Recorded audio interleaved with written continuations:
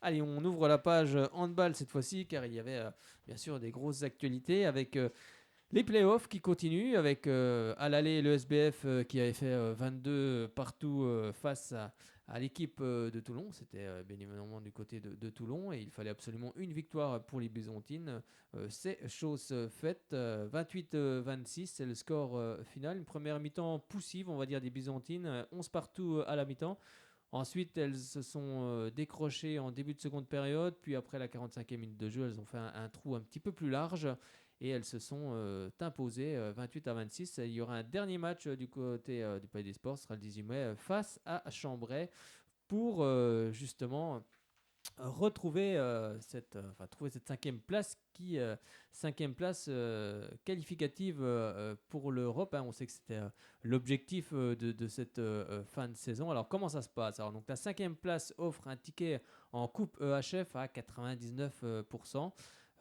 C'est nos confrères de l'Est républicain qui nous expliquent un petit peu comment ça se passe, hein, parce que c'est pas toujours simple. Alors la raison, seul le cinquième peut faire une demande d'invitation, c'est-à-dire une wild card, prononcée en anglais bien évidemment, auprès des instances européennes. Une invitation qui a toujours été accordée ces dernières années aux clubs français qui en ont fait la demande. Alors même si certaines finances, comme ils nous le précisent, n'étaient pas forcément ouvertes, à Besançon les comptes sont bons et la dernière campagne européenne a été bonne. Il faut maintenant battre Chambray et on espère que ça arrivera très bientôt. Et je vous propose justement d'écouter Alizé Frécon qui a fait encore une superbe rencontre et on lui demande surtout où cette équipe de l'SBF va puiser cette énergie car la saison a été très longue. Avec Alizé Frécon après la victoire face à Toulon. Bon, ça y est, l'objectif de la cinquième place enfin réalisé. Ça a été compliqué au match aller, ça a été compliqué aussi au match retour, mais la victoire est là, c'est l'essentiel. Bah, l'objectif il n'est pas encore réalisé parce qu'il y a encore deux gros matchs qui nous attendent pour la cinquième place. Après voilà, fallait absolument qu'on gagne ce soir. Ça a été compliqué, ça a été poussif encore une fois. Mais bon, on va retenir que la victoire est là et qu'on a les 3 points. Je pense qu'on est très entamé, que ça soit physiquement ou mentalement. La saison est longue. Et clairement, voilà, je pense que maintenant, dans nos têtes, on se dit juste la victoire, même s'il n'y a pas tout le temps la manière. Le principal, c'est les 3 points. Oui, c'est vrai qu'à la mi-temps, il y avait 11 partout. Vous avez pris le large en début de seconde période pour justement ensuite ne rien lâcher. Ouais, bah, comme je dis, la première période, elle était clairement poussive. On monte pas les ballons, on court pas. On sait très bien, encore une fois, que c'est notre force. Après, là, voilà, aujourd'hui, on est quand même assez entamé physiquement et mentalement. On a du mal à se faire violence et en fait, on court pas. Donc oui, la mi-temps, ça nous a permis aussi de prendre conscience que si on voulait aller chercher la cinquième place, c'était maintenant. Donc voilà, on fait 5-10 premières bonnes minutes en début de deuxième, ce qui permet de nous relancer, de creuser un peu l'écart. Et voilà, après sur les 15-20 dernières minutes, on essaye de garder la balle, de gérer, de prendre notre temps et pour conserver ce plus 4, plus 5 au score. Et vous l'avez dit, la saison a été éprouvante physiquement, c'est une très longue saison. Il restera encore 2 matchs, comme vous l'avez dit. Il va falloir trouver de l'énergie, mais vous l'avez prouvé tout au long de la saison, vous avez beaucoup d'énergie quand même. Bah c'est clair, on en parlait avec les filles, personnellement, je pense que c'est un peu le sentiment que tout le monde partage, c'est une des plus belles saisons qu'on a vécues pour le moment. Par contre, c'est clairement la plus dure. C'est une première expérience pour nous en Coupe d'Europe, ça nous a rajouté pas mal de matchs. Et il faut savoir gérer ses efforts, et voilà, je pense qu'aujourd'hui, on trinque quand même vraiment le mois de janvier, février, mars qui a été très éprouvant pour nous. Et voilà, mais bon, c'était trop bien, c'est magnifique comme expérience. Et voilà, j'espère qu'on va concrétiser avec on va aller la chercher cette cinquième place pour au moins remplir tous nos objectifs qu'on avait mis en place pour cette saison. Et on a envie d'y retourner en Coupe d'Europe. Bah oui, clairement, c'était très dur, mais c'était une expérience géniale et je pense que c'est pour ça qu'on s'entraîne tous les jours. Donc clairement, on a envie d'y retourner. Il va falloir se faire violence sur les 2 derniers matchs et voilà. Allez, reposez-vous bien et puis vous allez enchaîner sur ces 2 derniers matchs. Merci, au revoir.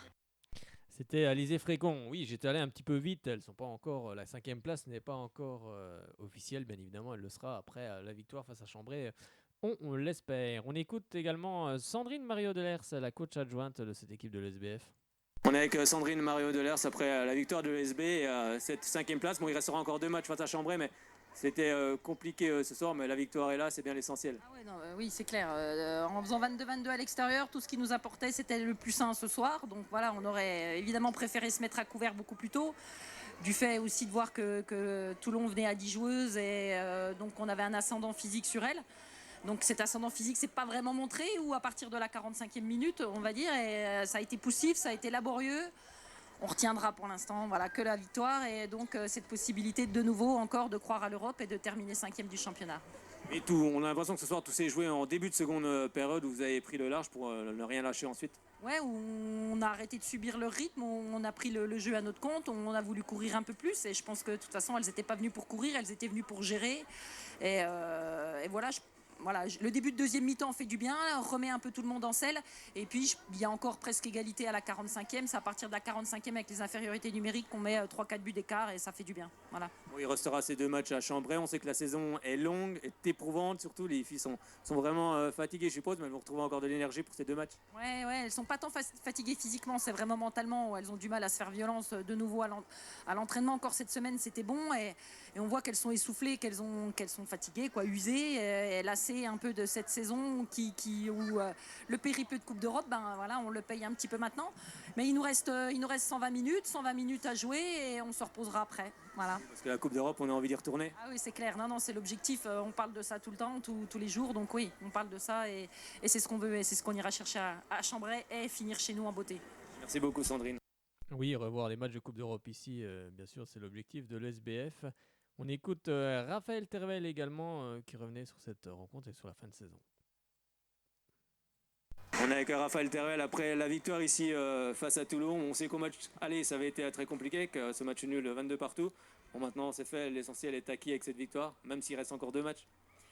Ouais, le plus important, c'était de gagner ce soir. Un but, ça suffisait. Bon, il y en a 2 au final, un peu dans la douleur quand même, parce que voilà, ça a été dur, ça a été un gros combat, on le savait. On n'est pas vraiment rentré dans le match comme on le souhaitait. On a une première mi-temps qui est loin d'être bonne dans un peu tous les secteurs. Donc on n'arrive pas à faire le trou. Et puis bon, il y a une bonne réaction sur le début de deuxième mi-temps. Mais bon, voilà, on aurait pu presque tuer le match à un moment donné, on l'a pas fait, on relance l'équipe adverse. Bon, sur un match comme ça, on s'en fout parce que voilà, l'important c'était de gagner, on se devait de gagner, on a gagné, donc on va rester là-dessus sur le positif et puis on aura du coup 2 super matchs à enjeu pour le coup sur cette fin de saison à aller chercher, quoi. C'est vrai que ce début de seconde période a été bon en tous les cas. Vous avez pris le large à ce moment-là pour ne plus le lâcher jusqu'à la fin. Ouais, c'est ça qui a relancé aussi le public. Ça a mis de l'ambiance tout de suite. On a pu surfer un peu là-dessus. Donc ça, c'était vraiment important. On a Roxane qui fait une bonne rentrée. Et puis je souhaite aussi souligner la vraiment très bonne performance d'Ilona sur la deuxième mi-temps, qui a vraiment pris ses responsabilités. Franchement, elle nous a fait du bien. Donc c'est bien que les joueuses prennent leur lait aussi à un moment donné, qu'on puisse utiliser tout le monde. Donc ça, c'est positif, ouais. Alors, on sait que ça a été une saison éprouvante. On sait que les filles sont fatiguées également, mentalement et physiquement. Mais elles répondent toujours présentes. C'est ça qui est important. Ouais, c'est une saison un peu folle. Hein. On aura du coup pas fait un match avec l'équipe au complet, mais bon, voilà, on est encore dans les clous. La saison n'est pas finie. Notre objectif prioritaire de Coupe d'Europe est encore accessible et on a encore les cartes dans nos mains. Donc voilà, on va se remobiliser sur ces 15 derniers jours et ces 2 matchs sympas qui vont arriver. Un peu de repos, ça va aller? Demain, ouais. Et on attaque lundi. Merci beaucoup, Raphaël. À bientôt. Un peu de repos, oui, il va en falloir, bien évidemment, après ce match à Chambray, mais déjà bien se reposer pendant ces 15 jours avant d'affronter Chambray, bien évidemment. Mais on va aussi terminer avec Sabrina Zazaï, qu'on a eu beaucoup de plaisir à revoir du côté du Palais des Sports. Elle va bientôt s'envoler pour la Hongrie.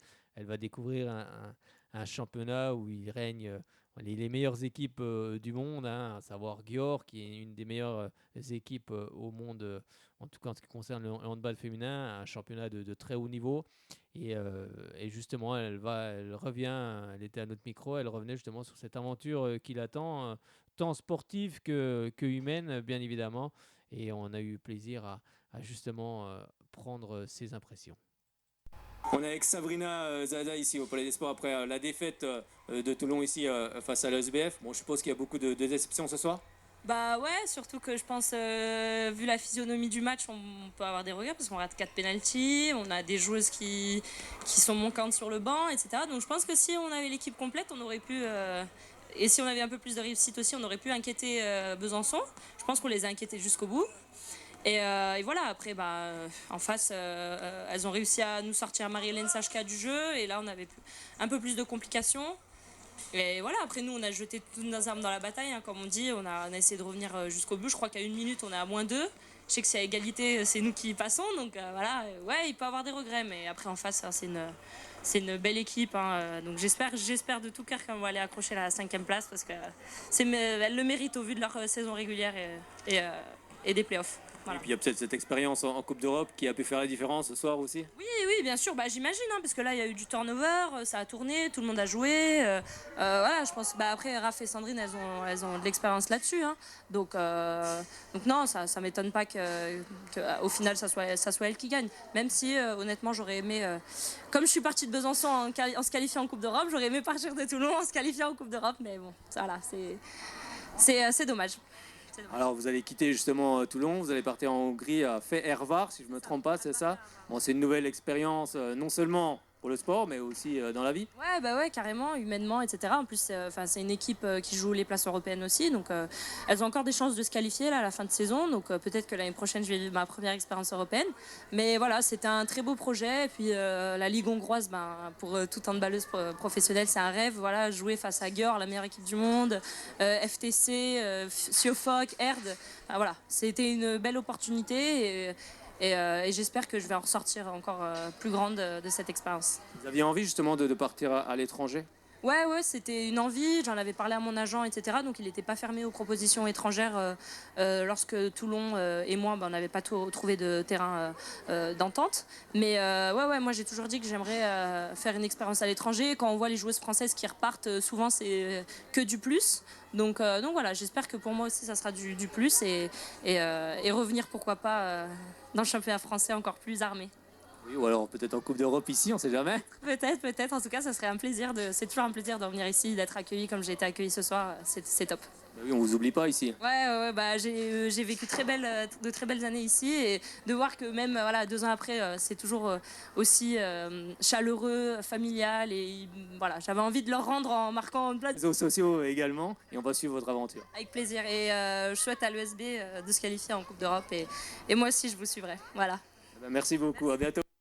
Oui, on suivra bien évidemment Sabrina Azazaï sur les réseaux sociaux. On prendra bien évidemment de ses nouvelles. En tout cas, ça a été très sympa de l'avoir du côté du Palais des Sports et on lui souhaite bien évidemment beaucoup de réussite avec son futur club de Fehérvár et puis de prendre bien évidemment beaucoup de plaisir du côté de la Ligue hongroise. Un petit mot pour vous parler de la Nationale 1 féminine où la réserve de l'ESBF s'est inclinée face à Youth 29-27, mais il y a également Palante qui est 3e pour le moment et Palante qui s'est imposé face à Altkirch 34-25 et qui pourrait en fin de saison monter en 2e division. C'est assez sympa ça, Fred, un 2e club bison. Ah bah oui, ce serait bien. Les filles de Palante qui montent en 2e division. Bon, après, je sais pas où elles joueraient, sans doute au Palais des Sports aussi également. Donc, ce sera peut-être un partage du. Oui, le partage du Palais des Sports, en tout cas. Comme le Stade Lagrange avec le Racing et le Besançon Foot. Oui, c'est ça. Donc, elles font un bon parcours pour le moment. On espère bien évidemment que ça continuera. Pour les filles de Palante, un petit mot sur la Nationale 2F pour vous parler des filles de Vesoul cette fois-ci qui ont battu, qui se sont inclinées plutôt dans leur salle face à Saône-Mamirol 27-22. Pour le moment, elles sont 4e avec 46 points. Chevigny-Saint-Sauveur qui est premier et quant à elles ont 49 points. Un petit mot maintenant chez les garçons avec La victoire du Grand Besançon du handball, c'était face à Gonfreville. Ils se déplaçaient, les Byzantins. Ils se sont imposés 23 à 21. C'est une bonne chose hein, dans la course avec Valence, alors que Valence, dans le même temps, s'est imposé devant Pau-Nousty 33 à 29. Pour le moment, Billière est toujours en tête. Un Billière qui, je ne voulais pas rappeler, mais qui s'est imposé du côté de Sarrebourg 31 à 29. Billière est en tête avec 28 points. Deuxième Valence 24 et troisième le Grand Besançon avec 22 points qui espère bien évidemment un faux pas de Valence dans les prochaines semaines. Et ce samedi au Palais des Sports à partir de 20h, il y aura la rencontre entre le Grand Besançon de handball qui recevra Vernouillet. Donc soyez nombreuses et nombreux pour soutenir les Byzantins. On espère bien évidemment une victoire des hommes de Dragan Zovko. En National 2 masculine, on s'intéresse cette fois-ci à Vesoul. Vesoul qui est venu battre la réserve du Grand Besançon du handball 40 à 29. Pour le moment, cette équipe de Vesoul et je cherche son classement, mais je ne le retrouve pas. Je ne sais pas où il a été mis. Je pense qu'il doit être par là. Je vais sans doute le retrouver. Non, il est plus. Je ne l'ai plus sous les yeux. Il s'est envolé. C'est un petit peu bizarre. Enfin bref, j'essaierai de. Non, ça y est, je l'ai retrouvé. Ça y est, il était parti un petit peu plus loin parce qu'il me semblait qu'il était dans le coin. Pour le moment, Vesoul est 8e avec 36 points et en tête dans ce classement, dans la poule 5 de cette Nationale 2 masculine, c'est l'AS Lyon-Caluire qui a 54 points. Eh bien, je pense qu'on a tout dit dans cette partie, enfin dans cette partie sportive. Il y a